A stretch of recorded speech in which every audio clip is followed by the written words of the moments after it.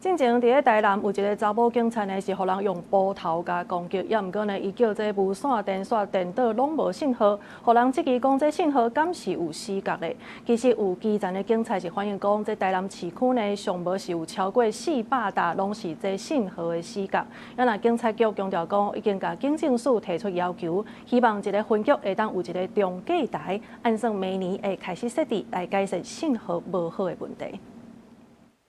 但是日前传出一个查某警察伫街路，互人用布头要甲攻击案件，伊当时有叫支援无线电线无信号，引起第一线警察对新型所谓警用无线电有质疑。今年警政署才专门换装新型无线电，未少基层反映，但市区内外上无400瓦达，信号有死角，即琴入去大楼，听袂到声音，烦恼伫紧急的时阵未赴叫支援。3、4层左右。 就可能会有一些就是屏蔽的作用，被屏蔽掉就发不出去，然后或者是说到住宅区，哦那种社会住宅区很多墙那种也会被屏蔽掉。哦，有盲区的时候，你就调整频道旋钮，把它频道到我们现在设置的那个机动转播这个频道。那楼上有设置机动转播网。 那这台无线就可以使用。作为警用无线电替换计划是警政署下，台南实施第3期，目前全市有9座固定式的转送台，市区干那2座尔。另外部分地下空间加装双向扩大器，不过室内涵盖率有限不够。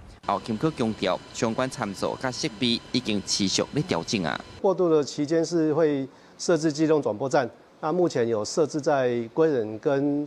一分局东区这边呢，这边有设一个机动转播站。 那预计呢，这边会在东区呢再增加1部，另外在安南地区呢也有预计要再设置1部。第一线的警察们绝对不是这个设备的白老鼠吧？我要求警察局改善，也不是讲，